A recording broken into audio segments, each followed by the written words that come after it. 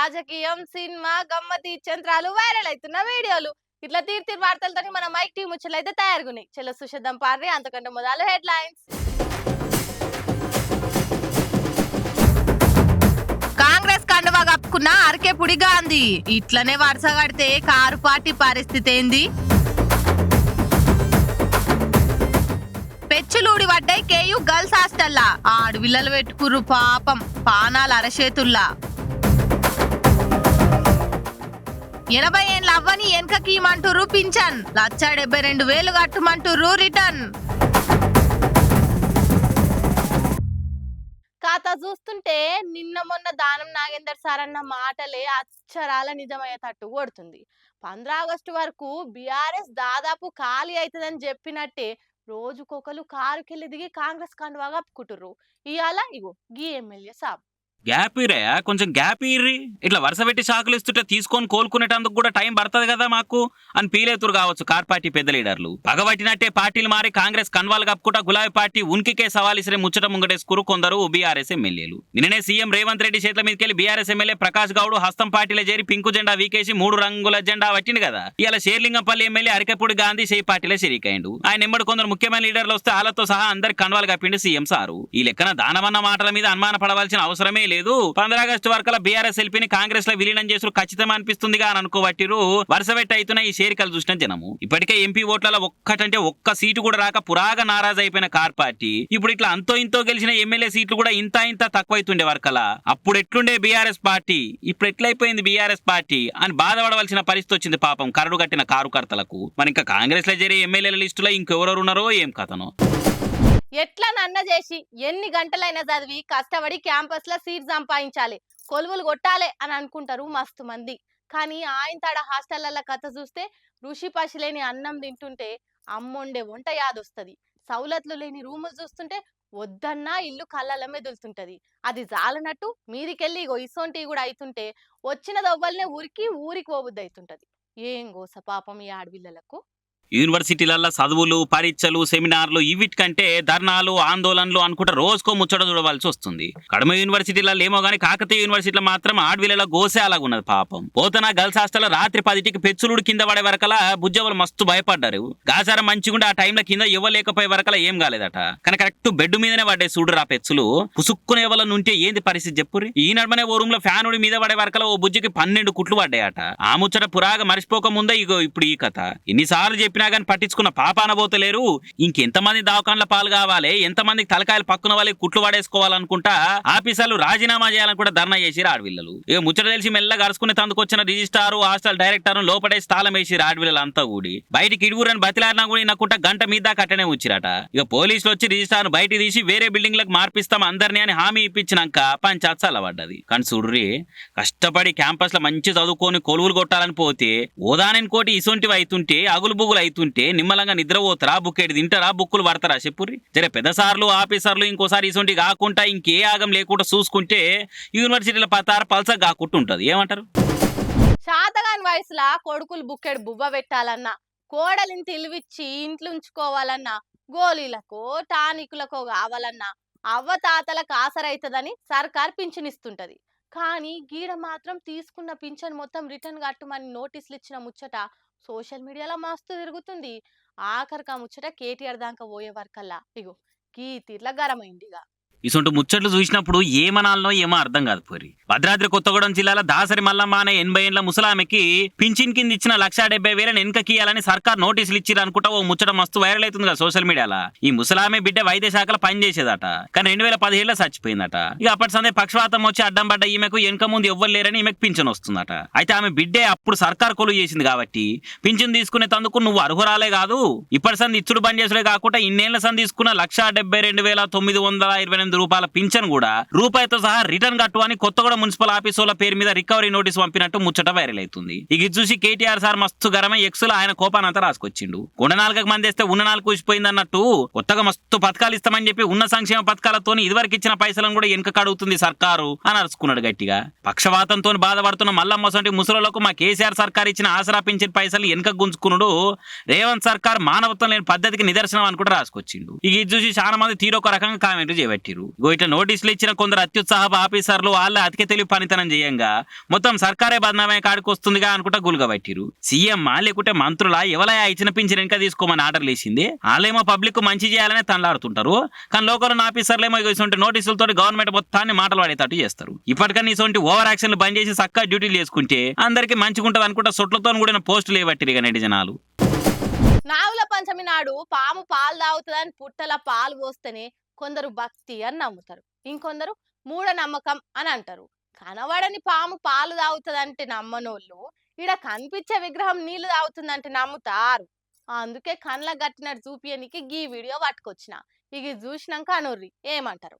ఇప్పుడు వారాహి నవరాత్రులు అవుతున్నాయి కదా, పవన్ సార్ కూడా వారాహి అమ్మ మాల వేసుకొని దీక్ష చేస్తుండు. గట్ల చాలా మంది ఇండ్లల్లనే విగ్రహం పెట్టుకొని పూజలు చేసుకుంటారు. అట్లా విశాఖ సింహాద్రిపురంలా గీ అక్క కూడా వారాహి అమ్మ విగ్రహం పెట్టి పూజలు చేస్తుంది. అయితే వాళ్ళ ఇంట్లో పెట్టిన వారాహి అమ్మ విగ్రహం నీళ్లు తాగుతుందట. ఆగో, విగ్రహం నీళ్ళు తాగుడేంది, మమ్మల్ని పిచ్చోలని చేస్తున్నావా ఎట్లా అని తిట్టుకోకుర్రుల్లా. కావాలంటే మీ కళ్ళతోటి మీరే చూడుర్రి. ఆ శంషలున్న నీళ్లు అమ్మ విగ్రహం నోటికాడ పెట్టంగానే ఎట్లా మాయమైనయో నోటితో చెప్తే ఎవ్వరు నమ్మకుటా మాటలు కొట్టి పడేస్తారని గిట్ల వీడియో తీసి పెట్టిర్రు. ఇక ఇది చూసి అమ్మ వారాహి అమ్మకు జై, ఆమె మహిమ ఇదంతా అని కొందరంటే చల్ ఇంలేదో మతలబుంది, లేకుంటే విగ్రహం నీళ్ళు తాగుడేంది, ఆ విగ్రహంకు ఏదో లాజిక్ ఉంది అని ఇంకొందరు కొట్టి వారేస్తుర్రు.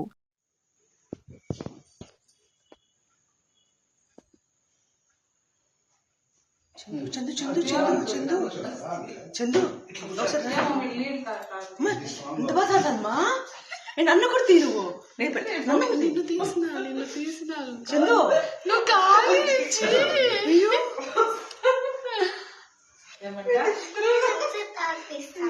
అమ్మా ఎంత బాగా తాగుతానమ్మా. అమ్మ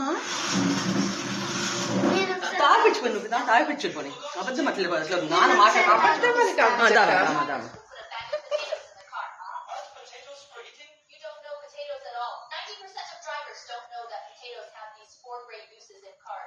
పెట్టండి, దగ్గర పెట్టండి.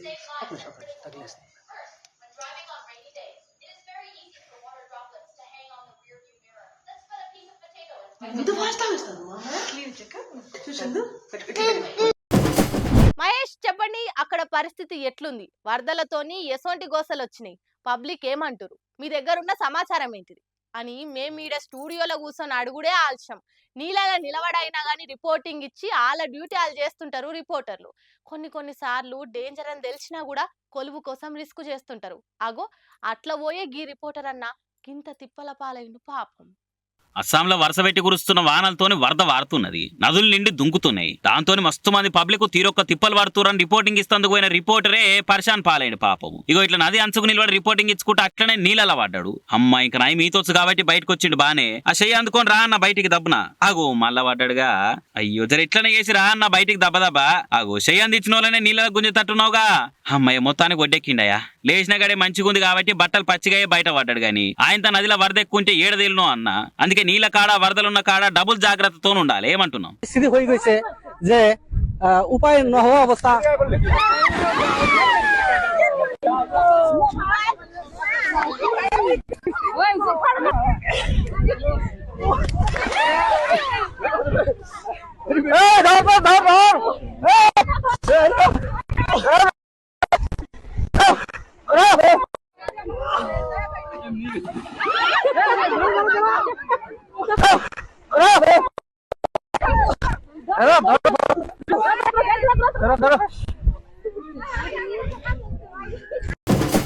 పుస్తల అమ్మైనా సరే పులుస తినాలే అని అంటారు కదా.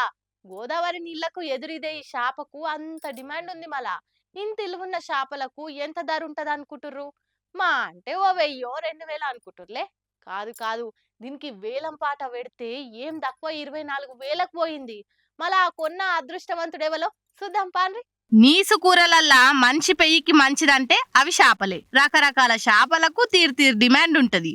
ఇండ్ల పులస చేపకు ఎక్కడ లేని డిమాండు. వానలకు వరదల వారి ఎదురొచ్చే ఈ చేపలకు మామూలు డిమాండ్ కాదు. అంబేద్కర్ కోనసీమ జిల్లా అప్పనరామున్ లంక కాడ ఓ జాలరి వలకు ఎర్ర నీళ్ళ గోదావరిలా కిలోన్నర పులస చేప చిక్కింది. అగ చూడుర్రి, పులస పడ్డదని తెలివంగానే ఆళ్ళకి ఫోన్ చేసి చెప్తున్నట్టుండు సంబరంతోని. ఇక పులస అనగానే నాకు కావాలి అని పిరం రేటు చెప్పినా గానీ కొనేటందుకు మస్తు మంది ఎగబడుతుంటారు కాబట్టి ఎవరు ఎక్కువిస్తే వాళ్ళకి అమ్ముదామని ఎంబటే ఏలం పాట పెడితే 1000 కాదు 2000 కాదు సీదా 24,000కు దక్కించుకుండు ఆ ఊర్లో ఒక ఆయన. ఈ దెబ్బకు వారం దినాలల్లా సంపాదించే పైకం ఒక్క శాపతోనే సంపాదించిండు ఆ చేపలు పట్టే అన్న. ఈ ముచ్చటెరకై అబ్బబ్బా ఇంతగానం డిమాండ్ ఉన్న చేపను మనం ఒక్క పారైన రుచి చూడాలి, మళ్ళా ఆ భాగ్యం ఎన్నటికి దక్కుతుందో అనుకుంటా మాట్లాడుకుంటుర్రు ఇప్పటిదాకా పులస రుచి చూడనోళ్ళు. అయ్యా బాగుంది బాగానే మరి తప్పలేదని చెప్పి ఇంకా వాళ్ళు ఇప్పుడు తప్పుతున్నారు. ఎక్కడ యానం కానీ వాటర్ కానీ ఎక్కడ వెళ్తలేదు. ఇది ఫస్ట్ మన పడ్డది వెళ్తే మొక్కలు చెప్తున్నారు. అదే 2 ఏళ్ళు అడిగాను. 2000 తగ్గించండి సర్లే 23 వేలు ఇస్తారులే. 23 బేరం కవర్లు పెట్టు 24 వేలు ఇస్తాను. పరీక్షలు రాస్తుంటే అప్పుడప్పుడు చెకింగ్ కు స్క్వాడ్లు వస్తుంటారు కదా. ఆఫీసులకు దావఖాన్లకైతే ఇన్స్పెక్షన్ పేరుతోటి పెద్ద సార్లు వస్తుంటారు. గట్లనే గీ యూనివర్సిటీలకు కూడా చేయకుండా ఒకళ్ళు ఇన్స్పెక్షన్ కు వచ్చే వరకల్లా ఆడున్నోళ్ళందరికి కాలు చేతులు వణికినాయట. ఇప్పుడు ఏమైతుందో ఏందో అని గుండెలు పట్టుకొని గుటగుటమా అనుకుంటున్నారట. అగు అంత భయం ఎందుకు అనంటే చూడురిగా మీరే. చూసిరా ఎంత స్ట్రిక్ట్గా ఇన్స్పెక్షన్ నడుస్తుందో. ఓరియోల ఆఫీసర్ పెద్ద సార్ అనుకుంటే పులింది కాడానంటే మరి చెప్పాసేయకుండా క్యాంపస్ లకు వచ్చి పులి ఏం చేస్తుంది అనుకుంటుర్రు. గుజరాత్ లో ఉన్న జూనాగఢ్ అగ్రికల్చర్ యూనివర్సిటీలకు అడంబర డాలా అనుకుంటూ వచ్చింది ఈ పులి. కిటికీలకెళ్ళి ఆడున్నోళ్ళు వీడియోలు తీస్తుంటే కెమెరామెన్లు కానొచ్చి జాన్వీజీ ఇదర్ దీపికాజీ ప్రియాంకాజీ అని బాలీవుడ్ హీరోయిన్ నిలవంగానే పోజులు ఇచ్చినట్టు ఆవలిచ్చుకుంటా పోజులు ఇచ్చింది. యూనివర్సిటీలో ఎంతసేపు తిరిగిందో ఏమో కానీ ఈ వీడియో అయితే సోషల్ మీడియాలో 2-3 రోజులు జోరుగానే తిరిగేటట్టున్నది. పాడు సమాజం ఊకే అడుగుపంటుండి బోర్ వస్తుందని బయటికి టూర్కి వస్తే కూడా నిమ్మలం లేకుండా చేస్తుర్రు, నిలబడకుండా ఉరికిస్తుర్రు అని ఎంత తిట్టుకుందో ఆ పులి పాపము.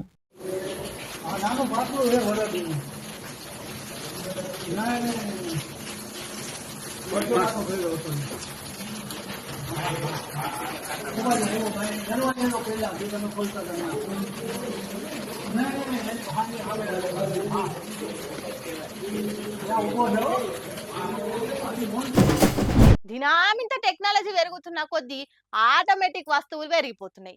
ఇల్లు నూకనీకే, బట్టలు ఉతకనీకే, బాసనలు దోమనీకే అన్నిటికీ మిషన్లు వచ్చేసినాయి. ఇప్పుడు ఆఖరికి ఆటోమేటిక్ దోశ మిషన్లు కూడా వచ్చినాయి.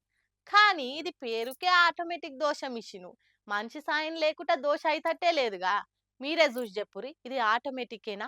ఇన్ని దినాలు జిరాక్స్ మిషన్లు చూసినాం గానీ గీ దోశ మిషన్ ఇప్పుడే చూస్తున్నాం. ఇగో ఈ అన్న మొదలు పెంక సారీ మిషన్ మీద బట్టతో దూడిచి దాని మీద ఇంత పిండి పోసిండు.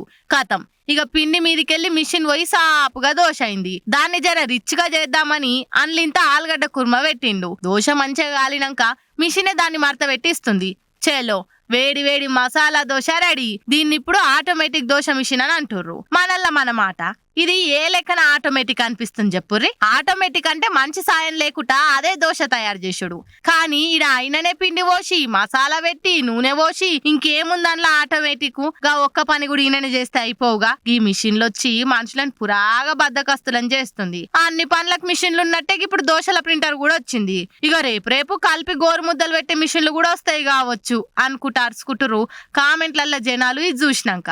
కానీ ఏ లెక్కన చూసుకున్నా ఇది మటుకు ఆటోమేటిక్ మిషన్ లెక్క అనిపిస్తలే కదా, ఏమంటారు?